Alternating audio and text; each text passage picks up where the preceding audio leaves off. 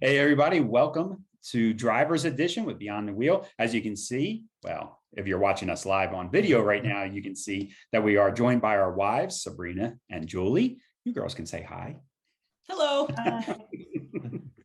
And the reason being is because Shawn and I have some really big news that we're doing a giveaway. We've done giveaways in the past, but this is our largest giveaway ever. And the reason we're doing a giveaway is that this is our 95th episode. We're getting close to our 100th episode. And Shawn and I are actually really proud of the fact that we have never missed the scheduled episode. We do an episode every other Thursday. We've been on track since the very beginning without a miss. We even snuck in 1 or 2 bonus episodes. Right. So to kind of congratulate us and to share in this excitement, who wants to announce what the giveaway is? Who wants to say it? You can say it, Kenny. All right. So, Battleborn batteries. Keep disappearing. Yeah. So Battleborn batteries is going to give us a 100 amp hour 12 volt battery as a prize to one lucky listener. And Shawn and I are making this super easy to be able to win the prize. All you have to do is go to our website. There's going to be a button right at the top of our page that says enter here. You're going to click that button. It's on ask for your email, and that's it. If you want to do a little bit more, you can. If you want to follow us on Instagram, you'll get an extra entry. If you want to follow us on Facebook, you'll get an extra entry. If you want to share it, you get 3 extra entries. So, but really all we're asking for is just your email. We're not trying to make you jump through any hoops, and the email is just so that we can let you know if you are the winner. And we promise not to spam you. So we do get we will have your email, but if you talk to anybody, we put out 1 email a month, just a little newsletter of what's going on in the industry, what's going on with us. We really hardly bother you. So and you'll have your choice of either the GC2 battery or the 10012, however you say that one. So like the normal configuration, 12 volt, 100 amp hour, like is a regular 12 volt battery, or the one that you can stand up on its side, I guess, are the two, are, either one. And they're the same specs. It's just a dimensional thing that's different. Shawn, you actually have the GC2 and I have the 112. Yeah. And so it's really just where you're going to place them. The 112 fits perfectly in my stairwell where my old batteries were. You put yours in a cabinet in your 5th wheel and the ones that stand up. So it's really just, and you do have, like Shawn said, you'll have a choice of which one you want. So whatever fits best for your configuration. So when you win, we're going to set you up. We're going to put you in contact with Battleborn, and they will get your information and mail you or ship you the battery. So it's kind of out of our hands at that point. But as far as picking the winner, that's all on our side of it. Battleborn doesn't have anything to do with that. Battleborn doesn't care who wins. And honestly, we don't either. We're not even picking the winner because we're using a third-party app called King Sumo. It's going to pick the winner. So if you want to send bribes, if you want to tell us how wonderful we are, you can, but it's not going to get you any brownie. Yeah, it won't help you win the contest. Sorry, Sabrina. It will not help you win the contest. Unless you know the King Sumo algorithm, then you might be able to help that. Which somebody out there probably does. Somebody's smart enough. So this is great. This is, if you have if you're like us and you have Battleborn batteries already in your RV, now you're going to get an extra 100 amp. If you don't, and you're still with a lead acid battery, this is a great opportunity now that you'll be able to switch right over to lithium power. And I can say, like, we had in our motorhome before we had the Battleborn batteries, our one Battleborn battery is more powerful amp hour wise, usable amp hours than our 2 lead acid batteries were. So it's a huge difference when you switch over to a Battleborn battery. And you guys have heard Shawn and I explain all the benefits of Battleborn batteries over the years. So we also thought it would be nice if Sabrina and Julie could maybe share their Battleborn experience if there is one at all. Some of the highlights of a Battleborn battery is that you kind of forget that you're even in there because they're kind of flawless. So who would like to go first, Julie or Sabrina? I can Go go. ahead, Sabrina. So I would say that I don't really think too much of the batteries.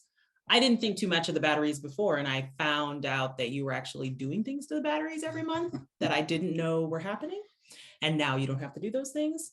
But from my standpoint, I don't do anything differently than I would in, say, an apartment or a house. I use all the power I want. I can use my laptop. If I'm going to use anything, I can use anything as long as our inverter will allow it. And I don't have to listen to Kenny telling me about turning on the inverter needlessly all the time. I'm very similar to Sabrina in that I didn't really pay too much attention to the whole power situation. That was kind of Shawn's deal. But one thing that I have noticed that I really like about the batteries ever since we got the Battleborn batteries is the need to run the generator much less, because they hold so much more power and you can take those batteries all the way down. You don't have to like keep paying attention like you do with lead acid batteries. And at 50%, oh, we got to go run the generator now. You can just keep using them. And, if you get to the point where they're out of juice, and it doesn't do any damage, which that's a good thing, because one time we were mooch docking and Shawn had to go on a business trip. So he left me alone in the RV.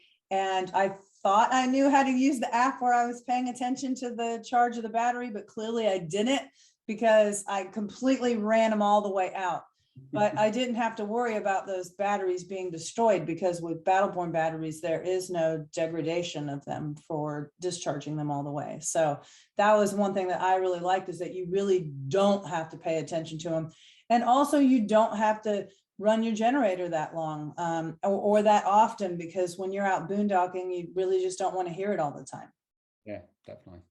Yeah, I always say that they're smart enough to kind of take care of themselves, and because I'm dumb enough to damage things. So Yeah. My regular batteries didn't last long in mine, because me and Sabrina would have got along perfect, because she wouldn't have known that I was not doing the maintenance on them every month. I tried to take care of our lead acid batteries, and they still wound up failing us, because we did what Julie said. We ran them down to nothing too often. But I mean, they just didn't do much. They just didn't have enough power to do what we were trying to make them do. Run a furnace overnight in cold temperatures. It just couldn't do it overnight. And I guess we thought it should. Because that seems so basic. That seems like, it seemed like that big of a draw, but our lead acid batteries wouldn't handle it. So this is a great opportunity for somebody. You're thinking about getting Battleborn batteries and upgrading to lithium. We got you covered. Well, we got one of you. You can be like me. Kenny's got that northeast talking with his body. I'm trying to stay close to keep the camera on both of us. Keep vanishing. But if you do have batteries, you can just walk into your RV, turn on the inverter, and you don't have to hear anyone complain about it. That's right.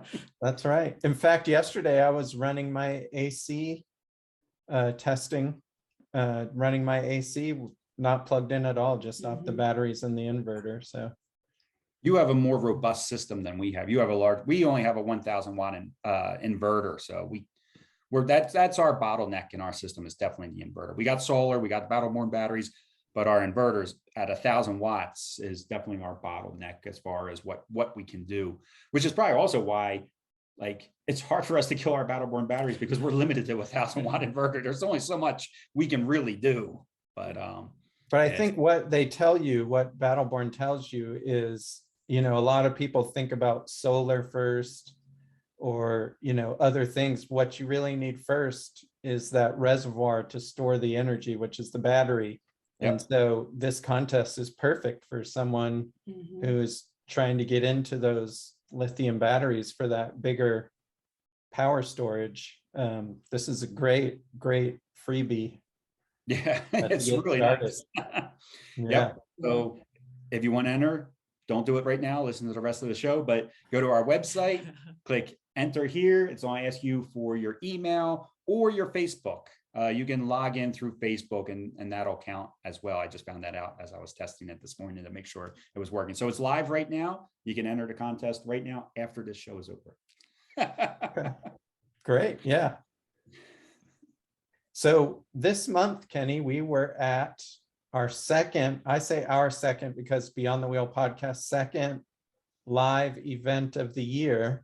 And we were at the FMCA, what's it called? The International Convention. Yeah. AKA Rally. So we were there for the entire thing. Yeah, I thought it was, so you've been to the FMCA rally before. It was my first time, Sabrina's first time at the rally. And yeah, we were doing the show there, but we also had a lot of fun there. I saw some shows at night. I saw an illusionist during the day. We met up with some people that we met some people that listened to the show and came up to the booth and started conversing, which is always nice. You know, it's nice when we get to meet these people firsthand. And John let us know too that not only does he like the show, he listens to the show, but because of us, he found Panels Up Solar. Yeah. And he's having them do some work to his RV, which is really nice that we were able to connect him with Justin over at Panels Up Solar, because Justin seems like, I've never met Justin, but you have. He seemed like a very nice guy when we were interviewing him, and he's on go and get some work done to his RV. So that's always nice too, being able to meet the listeners. Yeah, it's cool to know that people actually listen and we're just not talking to each other. Yeah, that's true too. I didn't know that. Yeah, but we had a lot of live interviews there that are all on our Facebook page, and we're turning them into podcasts.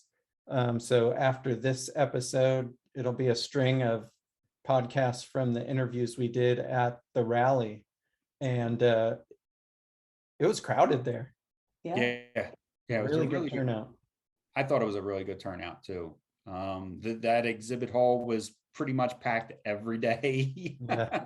And they had good turnouts for the entertainment too, and the shows and stuff. And I didn't make it to any of the seminars. I mean, you and I were kind of busy throughout the whole show, but it seems like people really appreciated having the seminars as well, and being able to learn. I know Battleborn Batteries put on a seminar, but every day they had seminars going on, generators, roadmaps, everybody.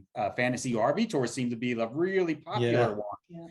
Yeah. And Nell from Fantasy RV Tours, she's the owner, and she was on the show and she did an interview. Super nice person as well. Yeah, I thought it was a really fun show, not just because we were there, but just in general. We had ice cream almost every day. That'll get me anywhere. And we did the live episodes with me and you have only done one previous to that together, and that was without good live podcasting equipment. But with all the stuff we have now, it worked out really well. And we got to see each other in person again. I know, that's a big deal too. Long. That was a big deal. Yeah, I'm actually surprised that all of our interviews during the rally went without any technical issues, because even though we've done live shows before, we've never done live shows in a location while broadcasting all at the same time. Yeah.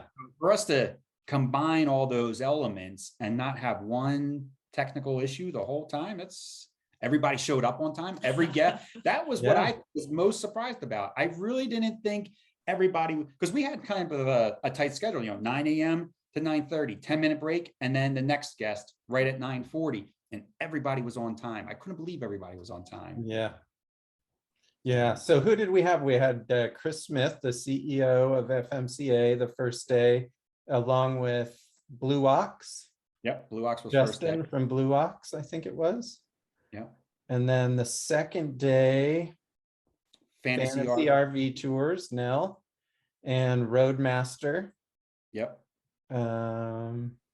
Day 3 was Don from the Rev Group. Yep. And who was after him? Henderson Group. Oh yeah, Henderson lineup. Henderson lineup. Robert, the owner of Henderson lineup. And they have the Super Steer line of products. Yep. Very interesting interview. Yeah. And then the last day we had the creator of the RVAC silencer, which we're going to talk about here in a little bit, and Boomer. the president President. of Passport America. Yeah.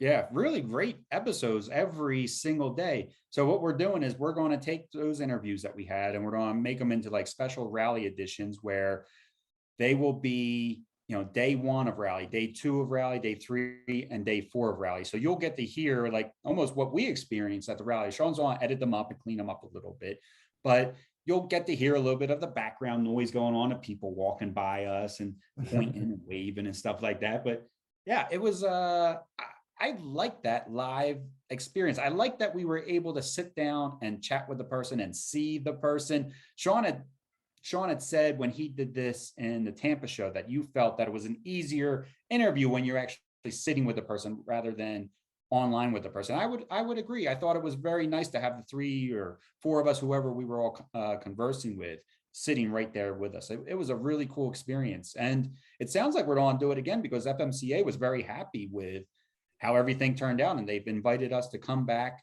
for their 105th rally. Well, you call it convention, right? Convention. Yeah, I'm calling it what they call it. Their website. Yeah, they call it, I call it a rally. And that's not that far away. That's going to be in August in Nebraska, Lincoln, Nebraska. Lincoln, Nebraska. Yeah. Lincoln, Nebraska. So we'll be up there doing the whole show again. In fact, they must have really enjoyed it because this time around we did 2 episodes a day or 2 interviews a day. They asked if we would be willing to do more interviews in a day. And that's something that you and I still need to talk about, I guess, as far as how many interviews can we do in a day without burning ourselves out for the next day or. Yeah. Because, I mean, it's not that it's a ton of talking, but it's a lot of mental gymnastics for me. Yeah. And I only have a certain amount of words and then, That's right. then they go away. But we do have an FMCA discount if anybody, I mean, I thought it was a really good rally, probably one of the better ones I've been to with all the events, and they had tons of RVs on display. They had a running event. They had, lots of events and lots of activities. So, I mean, I thought it was a really good rally. And for people that aren't members of the FMCA, you can become a member. We have a discount code. You can go on their website and go to membership and use the code BTW10, or you could just go on our website and go to the brands we trust, and the FMCA is on there, and you can just use that link and get the $10 off the first year membership. In addition to getting to go to the rallies, there's a ton of benefits with being memberships. And I think you guys have a whole episode where you go through all that, right? Yeah, we go through that. And their magazine is really good too. I like their magazine. It's one of the better RVing magazines as well. And it's open to, it used to just be motor coaches, but now it's open to everybody. And we saw everything from a little tiny teardrop to the biggest, fanciest Class A's there after that. So. Yeah, it was a good variety. Yeah, I agree. It was a good variety of all different types of RVs. And going back to that magazine, the magazine's available in paper and digital. So you can just get it right on your computer. And when you click the pages, they actually flip. So it's and I agree, it's a really good magazine. It's filled with, if you tow stuff, they got an edition where they list all the tow vehicles, really good information in there. And then we like the magazine also because we get to go through the vendors. I mean, that's kind of our thing. Yeah. And we get to see who's advertising in there. And it always gives us ideas of who to try to get on the show next. Yeah. Yeah. So speaking of that, we both really liked when we talked to the RV AC silencer guy and the product that he developed. And we both ended up purchasing them. Yep. I purchased one from him right at the show. His name's Darrell. Darrell's the owner and the creator of the RV AC silencer. And at the show, I got something that you did not get, Shawn. I got the shirt. So I got a shirt that says I've gone wacko, because the name of his company is Wacko Products. So yeah, I purchased it from the show. You flew, so you purchased it once you got home, and we both installed them in our RV, and we both have similar results. So both are, well, my AC is quieter and it blows out more air and it feels more efficient. We were testing this out in Tucson not that long ago. Sabrina was working in Tucson, and we noticed that the RV will cool off faster because of the extra airflow. And then it turns the AC off because it's getting down to temperature. And then when it needs to kick back on again, it brings the temperature down faster and turns off. So we've noticed not only is it quieter, but it's not running for as long of a period of time, which is really nice too. And we're hoping that will equal in hotter months. I mean, we're already in 90 degrees here, that our AC might be able to actually keep up, because normally we only have one AC unit, and in 90 to 105, well, we've been in 105. Once it turns on, it's on. It never turns off. So we're really curious to see, will the AC cycle more, or will it even cycle at all? Because normally once it's on in the summertime. So we're really curious to find that out. But if it's, this isn't a flaw in it, but the airflow seems a little much for Sabrina's sensitivity to breezes. So I will start with, when you first installed it, I got into the RV. You told me you wanted me to come hear it. And I got in and I sat down in the seat. I usually sit in the RV. And my exact words were, "This is impressive," because it was so much quieter than it was before. It does increase the airflow, and usually I'm freezing. Even before this, I was always freezing.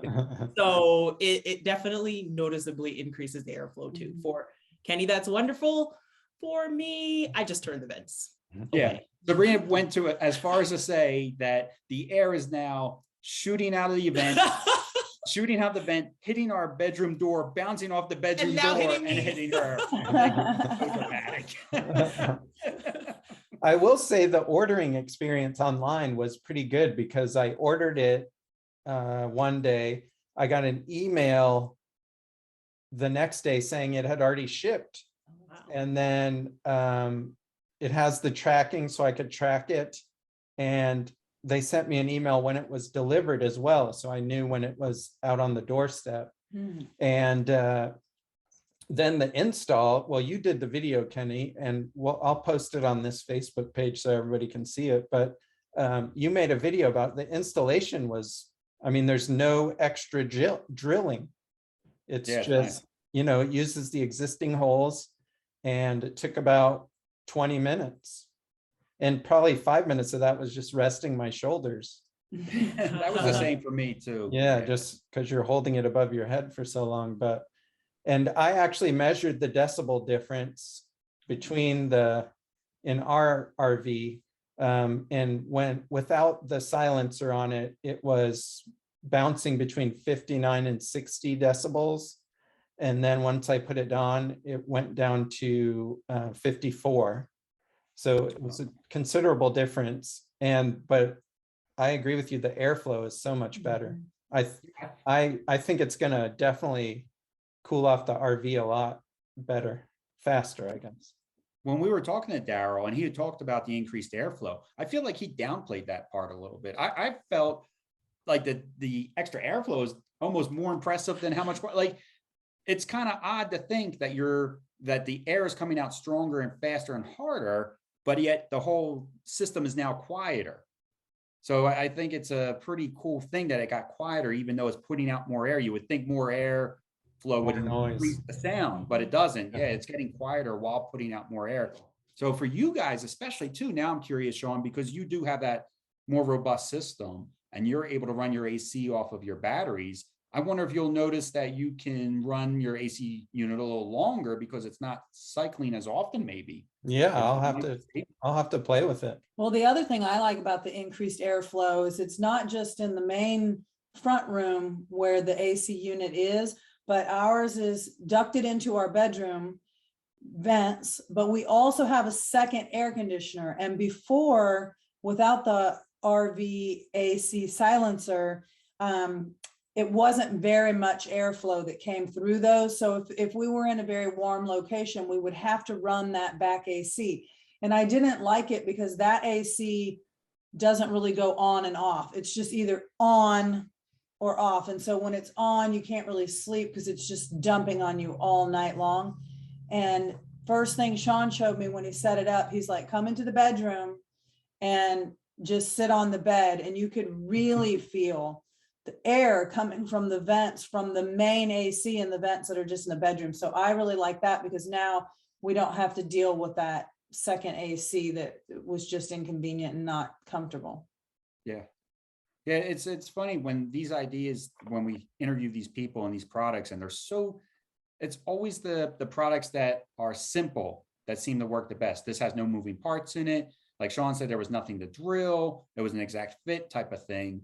And we should probably also mention, because we're really gushing about this product, that we are not associated with these guys at all. Like No. at the show, I paid full price for it at the show. Yeah. And no discounts, no nothing. Same with you. You paid full price for yours. Like, yeah. So, we're not associated with them. And but we both are very, very impressed with it. And I said this to Shawn, like, items like this, you wonder why doesn't the manufacturer already have this in place? Even if the Medic or Coleman doesn't offer it, why can't the Winnebago come with this AC silencer already in place? If it's good, if it's making, it makes a huge difference, this battery efficiency. So I wonder too, like I said, with your system, that you might be able to notice that you're running your AC longer when you're on batteries. I wonder if people at monthly sites would notice a lower electric bill because it's not cycling and running as long as it was before. I'm just curious. It would have to, maybe it wouldn't be a significant amount, but it would have to decrease your monthly bills. I would think anyway. Yeah. And I think the product cost right around $200, I guess, which I feel like it was money well spent. We're super happy already. Yeah. Yeah. We're thrilled with it. Yeah, absolutely thrilled with it. Yeah. I don't get impressed very easily. No, and you guys know, I'm a tough critic. Sabrina's tough. She's just tough. And for her to sit down and be like, yeah, this is impressive. Yeah, that's Kenny, it's interesting that you said that about the power bill being lower, because just going back to the Battleborn batteries for a minute, that was one way we use our Battleborn batteries too, is if we're at a monthly site with an electric bill, we'll often just run off of our solar and our batteries and not use the campground unless we need to, because then our bill is so much lower. Yeah, we were doing that too, but we got that idea from you guys when we were in Virginia, when we were at we were in Withville. I couldn't remember the name of it. Yeah, Withville. We were at a monthly site, and we stole that idea from you guys, and we shut off their power, and we were just going to run off the batteries. Yeah. Didn't you guys say that the campground came to check to see if your meter was working? Yeah. They were like, wait, when I went to pay the monthly bill, they said, oh, this can't be right. Yeah. So they're not just for boondockers, I guess is the moral of that story. Yeah. Yeah, definitely not. Yeah. Because, Sabrina and I don't really boondock that much. We do stay in a lot of campgrounds, but we also do a lot of overnight stays at like gas stations, Flying J's, Walmarts, Cracker, so for those overnight stays, man, the Battleborn batteries are the best for those situations for us. We're able to even watch TV or run our furnace and not freeze at night and not have to worry about freezing at night. Yeah. Yeah. So I agree. They're not just for boondockers. So RV news, Kenny. Yeah. Still booming. Oh, the demand for RVs is still crazy high. Yeah, it's almost ridiculous. Yeah, it's surprising to me that it is still going this strong. I honestly thought 3 years ago that the RV industry was going to start its little decline, because it was already high. They had 3 solid years of outperforming the years before, 3 years in a row. So I was thinking 2019, the end of 2019, we would have started to notice a downfall. And then of course, COVID happened and people realized, hey, you can use RVs for more than just traveling. You can use them for separation and for storage and of course for traveling and stuff like that. So it kind of reinserted its drive and continued to, but now, things with COVID are getting better, but it's so Winnebago has a 4.37 billion with a B backlog. that's not even what their profits, that's their backlog Yeah. for RVs. And I had to read that twice. I was like, wow, that's their backlog is that high. And they feel that this year will not slow down at all. They feel like this is going to stay. Mike Happe, President CEO of Winnebago, says that he thinks this is here to stay for at least another year like this, that they'll continue to do that. Yeah, and then Thor, who's a lot bigger than Winnebago, have 17.7 billion with a B backlog. I had to read that one 3 times. So I guess it's like, if you want to RV, if you think you're going to want to start RVing in the next year, you better order now. Yeah, well, that's what we're seeing. We're seeing people, in social media say that they ordered their RV and they're on a waiting list and they hope to have it in the following year. Wow. It's unbelievable. So, but when we drive by dealers, they do have units on the lot that I'm guessing are new. I wonder if they're just for show. I wonder if they're just to let you see what the floor plan looks like, but maybe you can't take them home. Maybe if somebody's listening or watching, because I haven't been in a sales situation. Or maybe they're ones that people have ordered and they're just waiting for them to come pick them up. Oh, that could they're be using them like as demos until they're ready to be picked up. That's possible. Because even at the FMCA show, they had a lot of demos, but remember how many of them were, they had a lot of used ones too, which I've never seen at a rally before, where dealers will bring their used product to the show because they normally have enough stock of new ones. But yeah. And normally at the shows, there's pretty good deals, but I didn't see that here at FMCA or in Tampa. The prices are still pretty high. I mean, even on those used ones, you're paying a premium. Yeah, well, the used ones I can see now, because you can't get a new one for a year, but you could get that used one today. And people will be willing to pay a surplus to have it today. I mean, market adjustment. Hey, if you wait a year, now you're missing your whole camping season. I feel like most of us are like microwave babies is my term. Nobody likes to wait for anything. Yeah. Everybody, wants it now type of thing. But yeah, you're paying for those used ones are going for almost as much as a new one. Yeah. Yeah. So, they had quite a few used ones there for people to look at. I mean, they were in great shape, a lot of them. Yeah. So I don't see why not get a used one, especially if you have to wait. But yeah, you're going to pay for it right now. Yeah. You're going to pay. Yeah, we don't mind the used. We always say slightly used is the way to go. And the ones that we were looking at the show, I feel like most of them we didn't know if they were new or used until we found a sticker saying if it was a used one. I remember us looking at them and be like, is this one new or is this one used? And we would have to kind of sift around and look for a sticker that said what year it was. And we were surprised by some of them because they were very nice. So slightly used, I think, is the way to go. Yeah. Yeah. Hopefully campgrounds start building and adding on, because I can't see the capacity keeping up with the demand. Yeah, but it takes a while, right, for them. Yeah. I mean, it was Sun RV that came on the show last year, and it took them. Do you remember exactly? It was over 6 months. It wasn't like, all right, we're going to build a campground here. We'll have it in no. I think it took them almost a year to have that turnaround. But like what Joe Holland does with Boondockers Welcome and Harvest Host, that's a great program for if you can't get into a campground, you can have a cool experience through Harvest Host and something like that. We talked to Boomer from Passport America, and he was talking about adding on extra campgrounds to the system because, this demand is going to drive the prices of the campgrounds up. Yeah. But at least with like his program, if you're not familiar with Passport America, you can stay at these campgrounds that are part of their Passport America network and get 50% off. Yeah. Which I don't know if we've noticed it too much yet. Do you think that the campgrounds are increasing the prices? Like we've been to the same campgrounds that we were at last year, this year. relatively. Yeah, I feel like it's more seasonal, more so than Yeah. due to demand. I feel like it's more seasonal Okay. so far. Yeah. One thing I have seen in the news, talking about new campgrounds is unfortunately people in towns don't necessarily want a campground.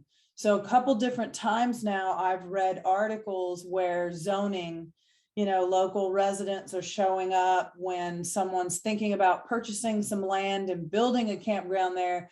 Residents are showing up and saying, we don't want a campground here because to them it's increased traffic and they're worried about it being dangerous for their families or their kids and things like that. So we've seen actually a couple of campgrounds just get bought out by someone else. One was Sun RV Resorts, and it's here in Southern Virginia. And then another one, it was a KOA, and now it's just a privately owned. But in both cases, what they did was just try to expand on the campground that was already there. Maybe make it a little bit nicer, put in more power, areas and things like that. But not able to like have a brand new campground from scratch. So these things like Boondockers Welcome and stuff might be even more in demand. Yeah. Yeah, and I could see the trap. Really, only the traffic makes sense to me because a campground will bring in more traffic, but it will also bring in more revenue for your town, city, maybe smaller shops, cafes, Yeah. restaurants. So, I mean, I would feel like there's more positives than negatives, but sometimes people have a negative, preconception of RVers maybe. I mean, we're very friendly people. I've never met an angry RVer. One time in Canada, but for the most part, super friendly people and very respectful of property. And, we really, most of us believe in that, I can't remember. The leave no trace type The of thing. leave no trace. Yeah. Take what you brought in type of thing. But I can see, I guess we have maybe sometimes a negative. Yeah, I can see that. I feel like we saw that one article like Julie was talking about with the campground where it was like, if this campground opens, this many hundreds of people will be hit. Like it was talking about being hit by, I was like, how did they predict how many people were going to now get hit by cars? Yeah, like what data do they have that suggests where there's an existing campground that people are getting hit routinely, in front of it? I don't know where that comes from. I think like Kenny said, it's some fear or preconceived idea that they have in their mind that I don't think you really hear about it happening. No. We're moving at 10 miles an hour in these big RVs. We're barely moving. If it's an accident, you must have hit us because there's no way we hit you. It was a pretty dramatic article when I read it. I was like, whoa, I don't want this campground here and I don't even live here. Yeah, we're like giant turtles. We're not really speeding around. Not in a neighborhood anyway. No. On the highway, I've seen some fast moving RVs. Yeah. But not so much around town. Mm-hmm. And then, so also in the news, we thought we should talk about it because it's very difficult to go on any social media, or if you just type in RV news, this article is going to pop up about these two RVers that were lost for several days. And, I think it's easy for us to look back and kind of Monday morning quarterback it a little bit and say, well, this could have been done differently or that could have been done differently. And it's a very sad ending because one of them did pass away. I would say the only, it's not even good news, but the only thing that I read that wasn't so negative is that there was no foul play. These people weren't targeted. Nobody vandalized them or did anything to them. It was just, they got lost. They wound up on a road that they got stuck. They slept there one night in that one spot. Morning came, they got in their tow car, disconnected their tow car, tried to drive to an area that they could get cell signal, and then got their car stuck as well. I believe they were both diabetic. They were stuck in this car for like 4 days with no supplies, and he had passed away. I mean, it's just it's like the worst story for any RVer. I mean, it's a big fear for RVers is safety. I know when Sabrina and I were first hitting the road, people used to always ask us, well, aren't you guys worried about your safety? And I would say we were to a point, but not too much. I think the more times people asked us, we're like, should we be worried about our safety? So yeah, they made us wonder that maybe we should be more. And luckily, we don't hear these stories too often, but they definitely do happen. And I know Shawn and I wanted to share, and Shawn and Julie and Sabrina will kind of share maybe some of the things that we do to make sure that we are being safe. It's it's a very sad story. Yeah, I just think it's a good opportunity to look back on it and see what lessons you can learn from a tragic event, and sort of like an after action report. And even though we don't know all the details, I would say a couple things are, don't rely on just one piece of navigation. We always, like, we use a GPS, but we also, look at the route on Google Maps, and, if Julie she might have something plugged into one of her GPS tools on her phone, and I might have it plugged into the RV GPS, and there might be some discrepancies that we look at, to say, well, one of these is not correct.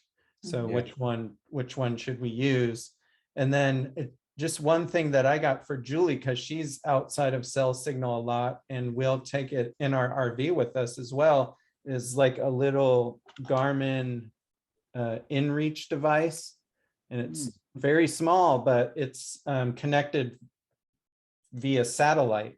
So even if you don't have cell signal, it has a SOS button. If you get into trouble, you can push it, and it reaches the close emergency services that can pinpoint your location using this device and come and find you. And so if you're not going to be in areas with cell service, especially if you're maybe have mobility issues or have health problems, they were older, probably difficult to get an RV unstuck when you're over 70 years old, I would imagine. Having a safety device that, it might seem expensive, like a few $100 and then $11 a month, but it could save your life too in a situation like this. So we always keep this with us just in case there's no cell signal.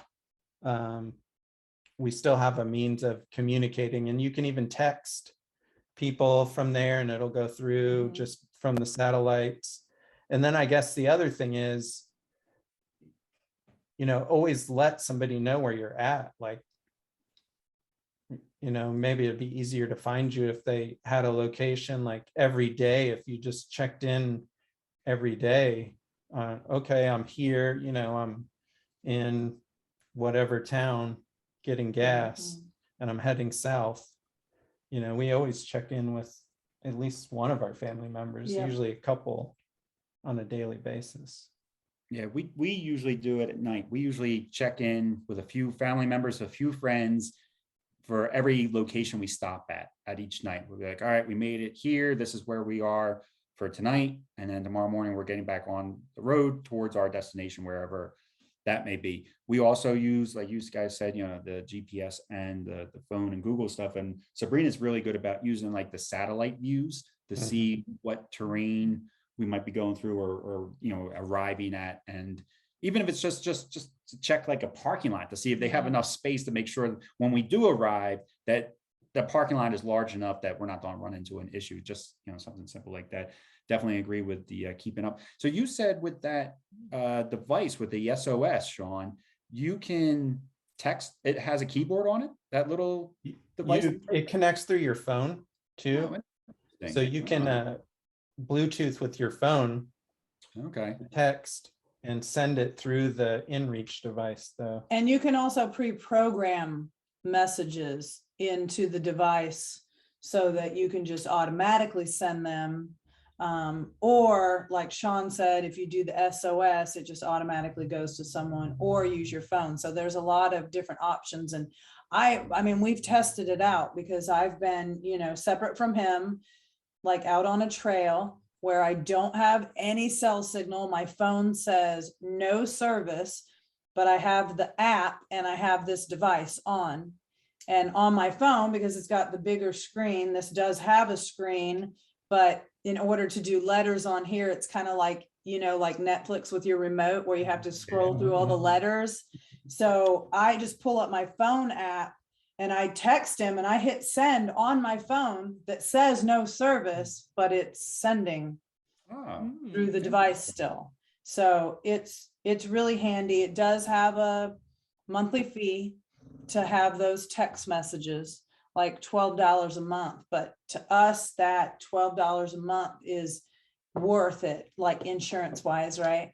yeah. Comes So out do of they- Julie's money anyway. Yeah, yeah. So they have different tier plans for it then?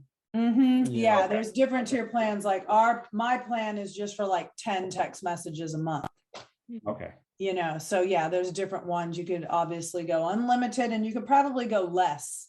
I picked 10 because usually when I send him a text message, we had pre-programmed it that it automatically sends him my GPS coordinates too. So it's a Okay. message from me, whatever I say, usually starting my hike now. And it automatically also sends the GPS coordinates. So he knows exactly where I am. Okay.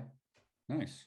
Yeah, that's think I want I think that's a good investment right there. So I Yeah, think about we- when I'm driving to work and sometimes I'm in the middle of nowhere and I lose my cell service for 20 miles or so. Yeah. It would be, Yeah, that was the thing that used to always worry me when I was going hiking. Like, you know, we live near Shenandoah National Park now.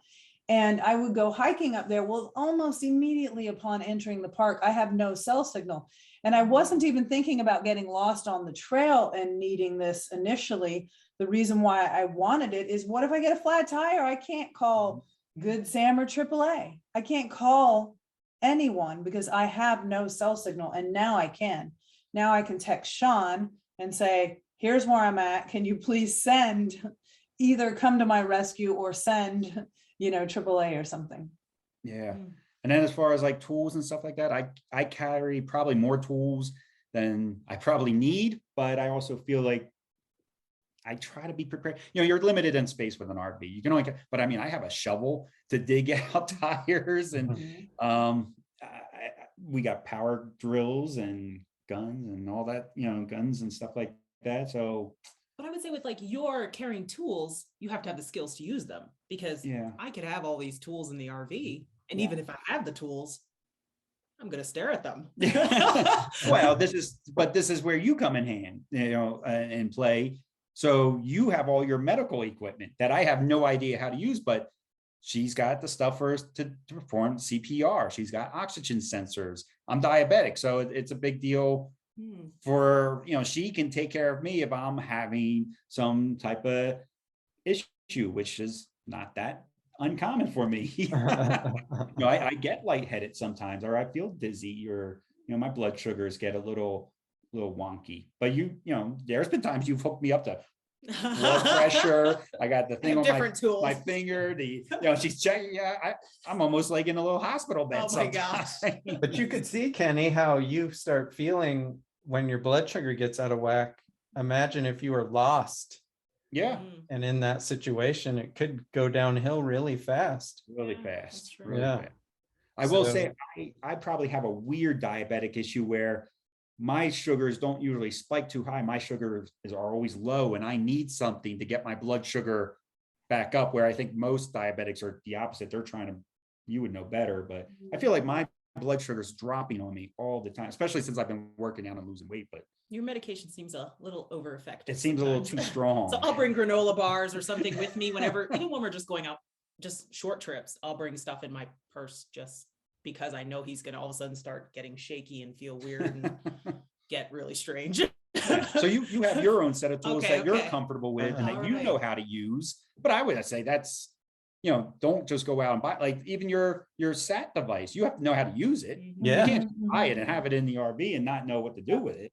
Yeah. So, I mean, anything that you purchase, just know how it works and know its limitations and know its strong points. And it's an interesting point with these people because they were in their RV and then of course they left their RV and went in the car, and then they got stranded in the car and they weren't able, I think you said that the woman had like a walker or something, so they weren't they didn't have the physical health to be able to hike back to the RV. So when they got in the car, I mean, I don't know this information, but how many people grab all their tools or whatever from their RV and then put them in their car?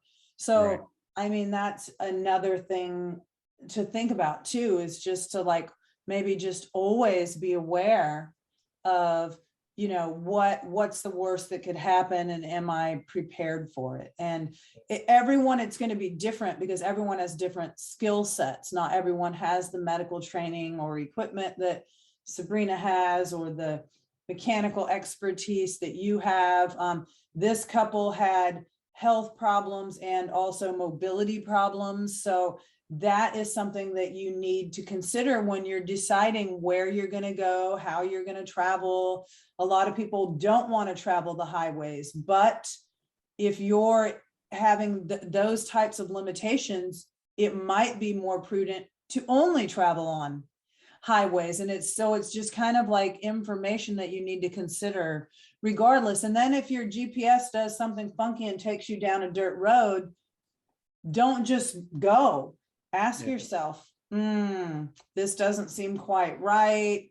I don't feel very comfortable with this, you know, and constantly making those assessments. Yeah, Sabrina and I probably know this from medical, like when you have a medical error where somebody dies, it's usually like they call it like the Swiss cheese effect, where all the holes line up from all the mistakes. And that's kind of what happened in this situation. It sounds like, based on the news. Of course, we don't know exactly what happened, but it sounds like the holes in that Swiss cheese lined up just right, so that there was a series of errors that became unrecoverable. And so thinking through that and figuring out how to mitigate those things, so that you can stop that chain of events from happening, is helpful, no matter, you know, what you're doing, really. And Julie, I like what you said about preparation, and as far as your skill set too, because the other thing is, when you're stressed and under pressure or experiencing like medical issues and stuff like that, you may have had the skills to do a particular thing, but in that moment, you're trying to leave, you're trying to get out. Maybe you left a bag, maybe you didn't bring something with you, and it's just tough under pressure when you have, if you have everything in place, like Shawn's saying, before something happens. That's a great point. Yeah, like even something as simple as the first aid kit that we've got a good first aid kit, and I mean, something simple as that could make a difference. Yeah, because we have one in the car, plus we have one in the RV, so that we don't have to transfer it. So you don't have to transfer it back and forth. But I'm sure they probably thought that they were getting in their tow car, driving 10 miles down the road, and they were going to get help. Like they probably figured they'd take 20 minutes. Yeah, they'd be gone for 20 minutes, not 4 days. They weren't planning for a 4-day excursion in their car or getting stuck. Yeah, I think it was just like one bad scenario after the other, and it's just very unfortunate. Yeah, so it's important, like, of course, it's a terrible situation, but it's important to not just read and think that it's terrible, but figure out how you can not get in that situation. Like, what were the mistakes that I would have done the same as them, and how can I fix it? Yeah, definitely. Yeah, I feel like I don't even know most of the time if our tow car even has gas in it when we're towing it, because you like to tow it without gas. Not without gas. I should say. I usually put about a quarter tank in it. But I don't even know if it has gas. Like if there was an emergency, I wouldn't know off the top of my head, oh, do I have enough fuel to get someplace in case of anything? I don't know all of those things, just thinking about those. Or even disconnecting the tow car. Yeah, all those things before something bad happens, just thinking about them. I know some people that only tow with a full tank of gas in case something goes wrong. But our car on a quarter tank, it's a hybrid. It goes pretty far on a quarter tank. It goes 100 miles. It goes a couple 100 miles. Yeah. But to Shawn's point, if it's a couple, and often couples tend to break up duties, like who does what. So Shawn is usually the one to hook up and unhook our fifth wheel. So if we were stuck and say he was injured, can I unhook it and drive that truck and go get help, Yeah. so yeah, it's unfortunate when tragic situations like this happen, but it's a good opportunity for the rest of us to learn and to try to make adjustments. Yeah. Definitely. Yeah, and practice these things when it's not an emergency, like disconnecting, hooking up, and all those things. Get familiar with it. Yeah. I guess it's tough to switch from that sadness on to the show, but we do want to mention a couple more things. One is that we want to hear from you. If you're listening right now, we'd love to hear what you have to say about this couple, that what happened. We want to hear from you just in general about the show. We want to know, who do you want to have on the show next? We have shows planned already, I think all the way almost to July, but after that, who would you like to hear on the show? And we came up with an idea. I actually stole it from somebody else. I think Sabrina mentioned it, that she heard a podcast do this, where if you leave a comment, Shawn and I read the comments. So we'll pick a comment of the month or of the week, and we'll read your comment on the air, and we'll give you credit for your comment. So leave your name the way that you would like it to be read out loud on the air. But yeah, I mean, we would like to hear from you, just like we met John at the show, and he came over and he talked to us and told us how much he enjoys the show and what we listen to. And he told us that we looked young. That was nice. But yeah, we want to hear the feedback. We want to hear what you like about the show, what don't you like about the show, and what would you like to hear more of. Maybe there's a question that we should be asking every person that comes on the show, if they're a CEO or designer or engineer, that maybe we're missing and that you would like to learn from these people. So definitely, go to your favorite. We just found out that this isn't true. I was going to say, we found out. Leave a comment. But you can leave a comment on our website, and you can leave a comment on Apple iTunes for sure. So those two locations. You can also leave a comment on our Facebook page or our Instagram page or our YouTube channel. So we're not hiding from you. You can get in touch with us. And we definitely want to hear from you, and we'll read your comment out loud. Maybe. And actually at the rally, Kenny, we had mentioned some of the people that we were going to have on, and one of our listeners, Shakar, sent a couple questions, and we were able to ask them of the Rev guy. So let us know, and we definitely read it and try and incorporate it as we can. Yeah, and one of the things we do in the newsletter is we always say who's coming on the show for the next month. And sometimes they're already recorded and sometimes they're not. But if they're not, we can throw a question in for sure. If you got a question that you want to ask somebody, let us know. Definitely let us know. Yeah. And then, as always, as you can tell by our shirts and our backgrounds, we are so thankful to Battleborn Batteries for their support. And it was great to get to have dinner with some of the team there in Tucson at the FMCA Rally. And we couldn't do it without their support. They've been with us basically since the beginning. And it's really made a huge difference in what we've been able to do. Yeah. And when Shawn says support, some of you might just think, well, maybe what does that support mean? And that you might think it's just financial or giveaways. But I got a fun story at the show. I went to ask one of the vendors if they wanted to be on the show, and he was like busy on his phone. He wasn't really paying attention to me.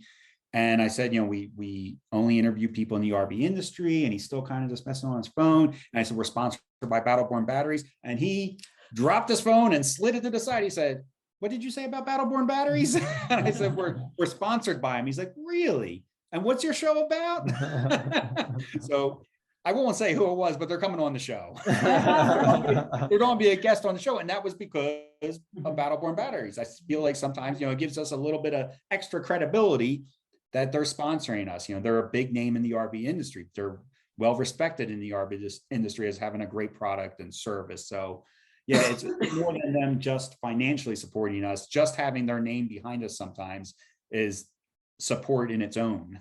Yeah. So after this episode, I think we have probably 4 episodes of Rally the interviews we did at the rally.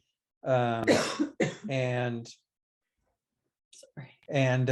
when Julie's done coughing, well, so after that, so for the next month, that's basically what we're going to have, is those interviews, just cleaned up a little bit and put in podcast form instead of video form.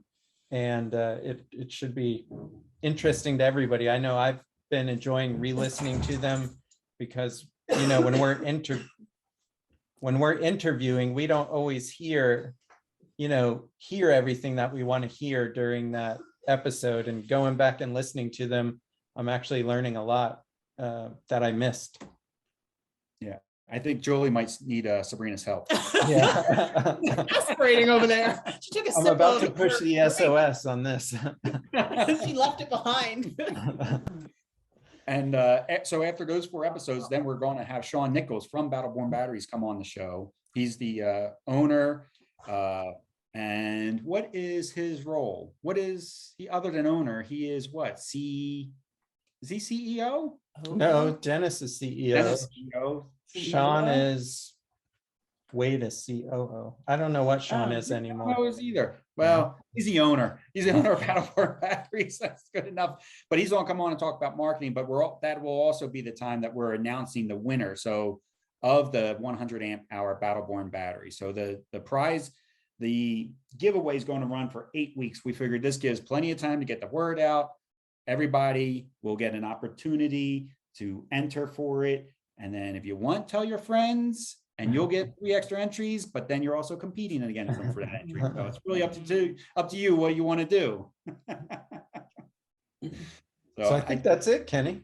I believe that's all. Yep. He disappeared. All right. Well, thanks everyone for watching, and we look forward to hearing from you.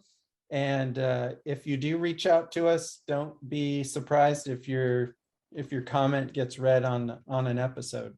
Safe travels, everybody, and we'll see you next time. Bye. Bye.